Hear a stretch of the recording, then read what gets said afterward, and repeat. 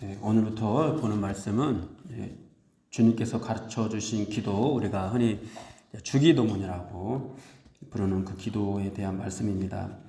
본문에서 주기도문은 예수님께서 외식하는 기도를 하지 말라라는 그런 말씀 뒤에서 너희는 이렇게 기도하라는 말씀으로 이렇게 주어지는 그런 모범적인 기도의 예시로 우리에게 나타나고 있습니다. 특히 이제 이 주기도문은 이 마태복음 안에서 구조적으로 상상수훈의 중심에 있는데, 이것은 그리스도인이 세상 속에서 팔복의 사람으로 또 빛과 소금으로 그리스도의 의의 옷을 입고 사는 천국 백성으로서 그 삶을 제대로 살아내기 위해서는 이 주기도문이 핵심적인 역할을 하고 있다라는 그런 의미를 우리에게 주기도 합니다. 또 한편으로 이 주기도문은 누가복음에서도 기록이 되어 있는데요. 누가복음에서는 이 주기도문이 어떻게 이제 나타나고 있냐면은, 세례 요한이 그의 제자들에게 기도를 가르쳐 주었듯이 예수님 우리에게도 기도를 가르쳐 주십시오, 이렇게 하는 그 제자들의 요청에서 이제 예수님께서 주기도문을 주시는 것으로 그렇게 그려지고 있습니다. 당시 유대 사회에는 각 학파마다 고유한 기도문이 있었다고 합니다. 바리새파, 사두개파, 그리고 세례 요한이 속해 있는 에세네파, 이 파파들이 기도문을 가지고 있었는데, 이 기도문들 안에는 각 학파마다 고유한 신학이 들어가 있었고, 또 추구하는 신앙의 본질이 담겨 있었습니다. 이러한 시대적 배경 속에서 예수님의 제자들이 예수님께 기도를 가르쳐 달라고 한 것이고, 또 예수님께서는 이에 응답해서 기도문을 가르쳐 주신 것입니다. 그러니까 예수님께서 가르쳐 주신 기도문 안에는 이제 예수님을 따르는 이 무리들, 예수님의 제자들이 가져야 되는 어떤 신학들이나 또 예수님께서 추구하시는 하나님 나라에 대한 그런 어떤 신앙관들을 온전하게 담고 있다고 할 수가 있겠습니다. 그리고 더군다나 이 주기도문은 일반 학파에서 가르쳐주는 기도문은 사람들이 만든 것이지만은 예수님께서 직접 만드신 것이기 때문에 정말 세상에서 가장 완벽한, 가장 완전한 그런 기도문이라고 할 수가 있겠습니다. 이 기도문의 의미를 우리가 제대로 알기만 해도 우리는 기도를 어떻게 해야 하는지를 분명히 알 수 있고, 또 우리의 신앙도 바르게 성장할 수가 있겠습니다. 오늘은 이 주기도문에서 이제 서론 부분이라고 할 수 있는 하늘에 계신 우리 아버지여, 이 부분을 가지고 강의를 하도록 하겠습니다. 한글 번역본에서는 하늘에 계신 우리 아버지 이렇게 쓰여졌지만, 헬라어 원문을 보면 가장 앞에 나오는 단어는 파테르, 아버지입니다. 아버지. 구약 성경을 보면은 하나님을 아버지라고 표현하기는 했지만은 사실 유대인들은 하나님을 아버지라고 감히 부르지는 못했거든요. 이제 그들은 이 하나님을 초월적 존재로 이제 인식을 하고 있었고, 그런 하나님에 대한 경외심을 가지고 있었기 때문에 하나님이라는, 여호와라는 그 이름조차도 제대로 부르지 못했습니다. 성경을 필사하는 서기관들은 이 여호와라는 단어가 나올 때마다 목욕제계를 할 정도로 그만큼 두렵고 떨림으로 이 여호와라는 그 이름 앞에 섰던 이들이 이제 바리새인들, 서기관들, 이런 사람들입니다. 그들은 하나님을 친근감 있게 아버지라고 부르지 못했을 뿐만 아니라 또 예수님께서 하나님을 아버지라고 부르는 것에 대해서도 신성모독이다, 이렇게 할 정도로 굉장히 어려워했습니다. 그런데 예수님께서 이 기도문을 가르쳐 주시면서 기도하는 대상이 그냥 하나님이 아니라 우리의 아버지 되시는 하나님이라고 가르쳐 주고 있는 것입니다. 이것은 유대 사회의 굉장히 파격적인 표현입니다. 하나님을 아버지라고 부른다라는 거. 이제 유대인들은 감히 이제 하나님을 아버지라고 부르지 못했지만은 성경에는 구약 성경에서도 이제 하나님을 아버지라고 표현한 곳이 몇 군데 있거든요. 신명기라든지 뭐 이런 곳에 아버지라고 표현이 되어 있는데, 이런 구약 성경에 나타난 이 아버지의 개념도 사실 뭐 친근한 개념은 아니었습니다. 하나님의 선택과 구속 또는 창조주와 피조물의 관계로서 아버지, 우리는 그의 자녀다, 뭐 이런 식으로 표현이 되어 있었던 것이었는데요. 그런데 이제 예수님께서 말씀하시는 아버지의 개념은 아바 아버지, 정말 친근한, 우리가 아빠라고도 부를 수 있는 그런 아바 아버지의 그런 개념이었습니다. 이것은 단순히 하나님을 호칭으로 뭐 아버지라고 부른다, 이런 정도의 의미만 있는 것이 아니라 우리의 기도를 들으시는 이 하나님의 성품과 인격이 어떤 분인지, 아빠라는 그런 성품, 그런 인격인 분이라는 것을 우리에게 가르쳐 주는 것이기도 합니다.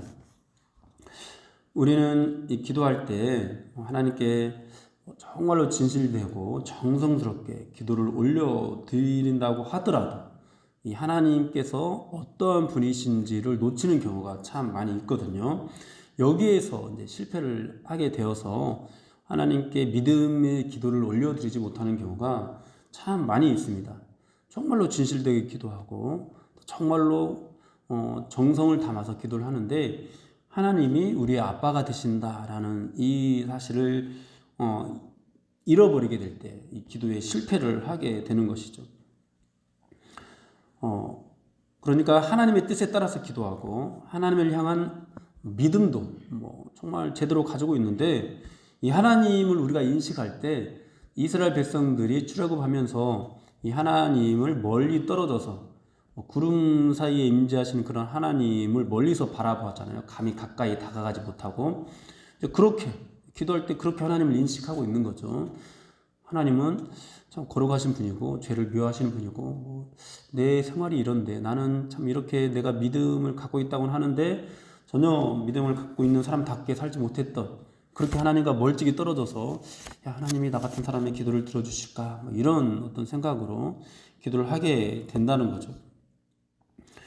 유대인들도 그 당시 그랬습니다. 그들은 하나님에게 절대 다가가지 못하는, 하나님은 절대 다가갈 수 없는 그런 분으로 그들은 인식하고 있었습니다. 다가가면은 죽는다, 이 정도까지 생각하고 있었습니다. 그래서 이제 유대인들은 이제 그들이 가지고 있는 각 학파마다 가지고 있었던 그런 기도문들을 보면은 하나님을 2인칭으로 표현도 못했습니다. 그들은 그냥 3인칭으로 하나님을 표현하고 있었습니다. 그런데 이제 예수님께서 가르쳐 주시는 이 기도문에는 하나님을 아버지요 이렇게 부르라고 가르쳐 주고 있는 것입니다. 여러분, 얼마나 파격적인 기도문인지 우리는 이것을 알아야 됩니다. 우리는 하나님을 아버지라고 그냥 이 기독교 신앙 안에서 너무도 친숙하게 들어왔기 때문에 그냥 자연스럽게 아버지라고 부르고 있지만은 이 유대인들에게는 굉장히 파격적인 그런 개념입니다. 그리고 사실 우리도 아버지라고 부르고 있기는 하지만은 이 하나님을 아버지라고 이해할 때 혈육의 관계에 있는 이 아버지에 대한 어떤 그런 관계가 하나님 아버지와의 관계에 그대로 투영되어서 올바른 신앙을 갖지 못하는 경우도 있거든요.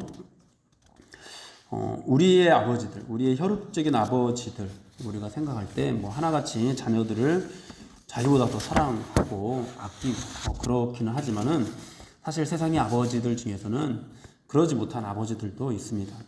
음주와 폭력으로 자녀를 학대하는 아버지가 있기도 하고요. 자녀를 버리는 그런 아버지가 있기도 합니다. 심지어 어린 딸을 성폭행하는 그런 아버지에 대해서 우리는 오늘날의 이 언론 기사들을 통해서 많이 만나고 있습니다. 또 이제 자녀를 굉장히 사랑하기는 하지만은 무능한 아버지도 있습니다. 또 자녀를 이용해서 자신의 욕심을 채우려고 하는 그런 아버지들도 있습니다.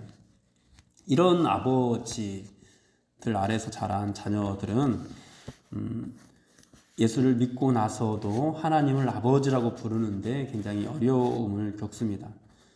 그리고 이 아버지에 대한 상처 때문에 이 하나님 아버지께 더 친근하게 다가가지 못하는 그런 것도 있습니다. 또 어떤 경우에는 저 같은 경우는 또 어떤 것이 있냐면은 저는 이제 홀어머니 밑에서 자라났거든요. 초등학교 5학년 때까지. 그리고 5학년 때서야 이제 어머니가 또 재혼을 하셨는데 아버지는 안 계시는 분이죠. 그러니까 하나님 아버지를 바라보면서도 나한테는 아버지라는 존재가 없었기 때문에 그 아버지의 어떤 존재가 없는 것처럼 그렇게 좀 여겨지는 그런 것도 있었습니다.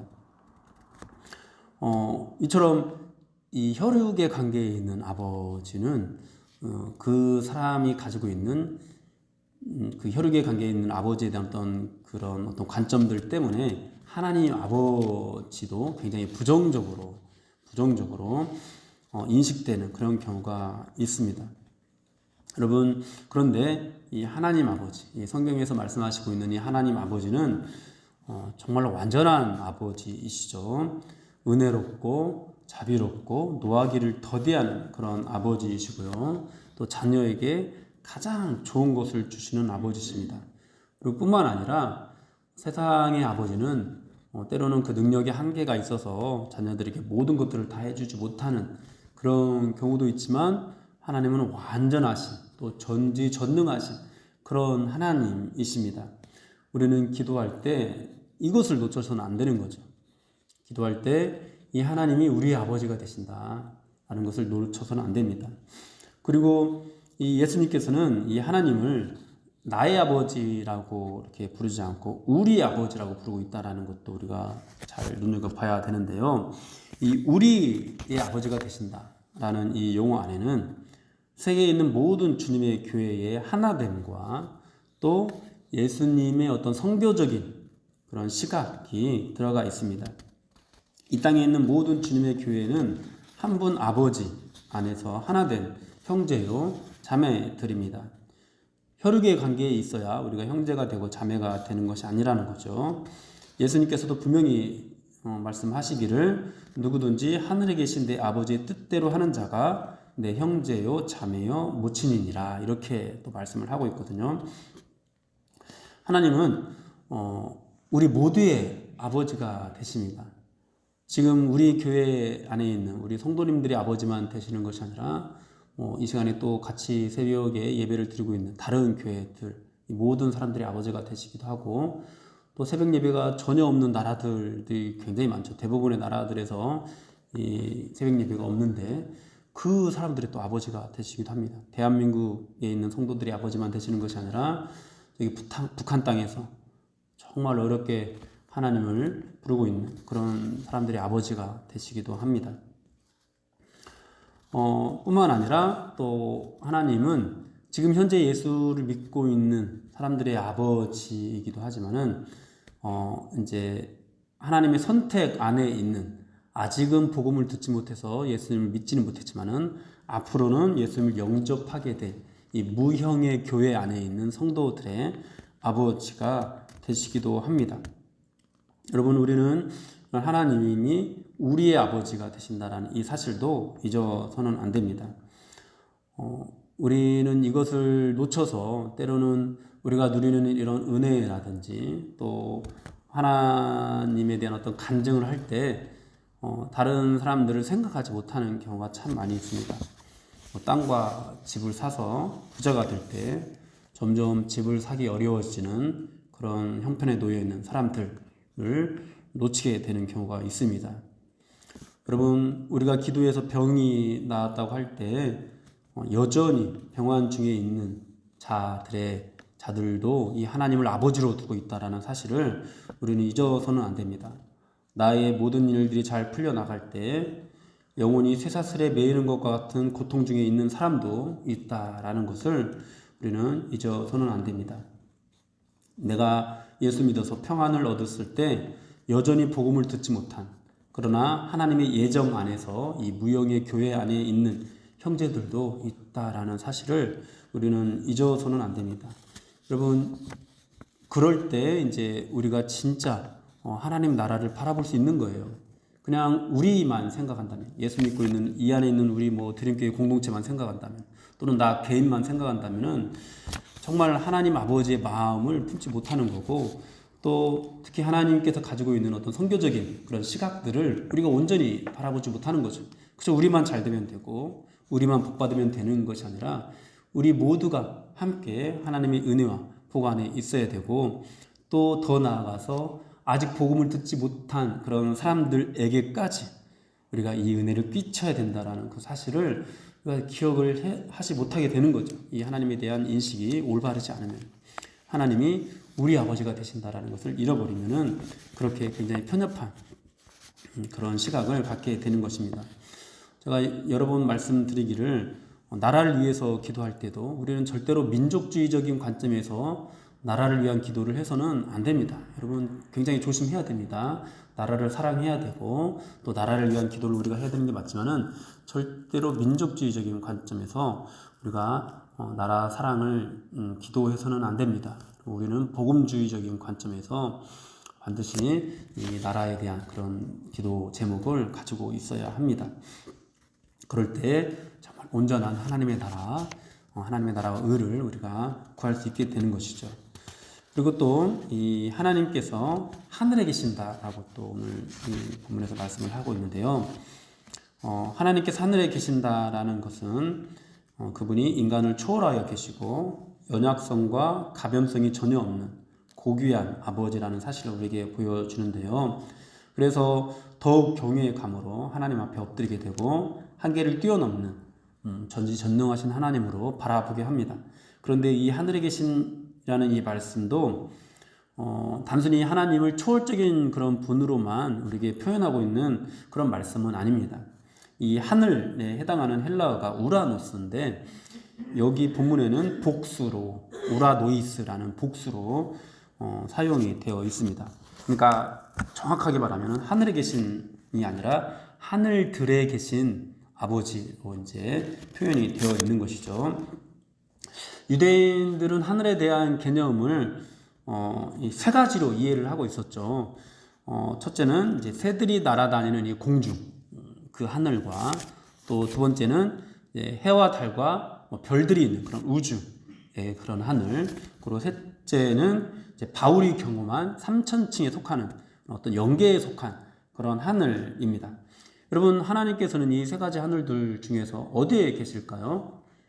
여기 보면 뭐 영계, 삼천층에 계신다 이렇게 말할 수도 있는데 그렇지 않습니다. 여러분, 하나님께서는 어디에나 이 모든 하늘들에 거하시는 하나님이십니다. 그러니까 하늘들에 계신 하나님이다라고 할 때는 일단은 이 우리가 속해 있는 이 모든 곳에 다 거하시는, 그러니까 저기 멀리 뭐 삼천층에만 계시는 그런 하나님이 아니라 지금 우리와 함께 계신 이 공중에도 거하시니까 굉장히 가까이 계시는 그런 하나님이라는 그런 뜻도 있는 거고요. 동시에 또 정말 거룩한 우리가 장차 가야 될 우리의 본향 하나님의 나라에 계시는 하나님이다라고 표현이 되어 있어서 정말 하나님께서 가까이 계시다라고 우리에게 가르쳐주고 있을 뿐만 아니라 또 우리가 이제 정말 본질적으로 추구해야 되는 우리의 본향, 그 하나님 나라에 계시는 분으로 또 인식하게 하셔서 우리가 어떤 나라를 바라봐야 되는지, 우리가 하나님 나라를 바라보게 하는 어떤 그런 것도 우리에게 가르쳐 주고 있는 것이죠. 지금 우리가 머물고 있는 곳에서 우리와 함께 하신다는 안정감과 함께 우리가 이 땅에 소망을 두지 않고 하나님 나라에 소망을 둘 수 있도록 가르쳐 준다는 것입니다. 사랑하는 여러분, 우리가 아무리 진실되게 기도를 하고 또 하나님의 영광과 뜻에 맞는 기도를 하고 하나님의 나라를 위한 기도를 한다고 하더라도 오늘 이 첫머리 하늘에 계신 우리 아버지, 이것을 놓치게 된다면은 우리의 기도는 하늘에 닿지 못하고 또 외식하고 중언부언하는 그런 기도가 될 수 있다라는 사실을 여러분 잊지 마시고, 오늘 기도하실 때 정말 하늘에 계신 우리 아버지, 하늘에 계신 우리 아버지, 이 의미가 무엇인지를 생각하면서 그렇게 좀 부르시면서 기도를 했으면 좋겠습니다. 하늘에 계신 우리 아버지, 하늘에 계신 우리 아버지, 이것이 의미하는 것들을 생각하면서 하늘에 계신 우리 아버지 하면서 기도를 하시면서 정말 오늘도 그렇게 은혜의 골방으로 들어가시는 그런 기도, 그래서 이 팔복의 기쁨을 풍성하게 그런 기도. 그래서 정말 이 세상에서 소금과 빛으로 살아낼 수 있는 그런 성도로서의 기도를 하나님께 드릴 수 있는 저 여러분들이 되기를 축원합니다. 주님 은혜와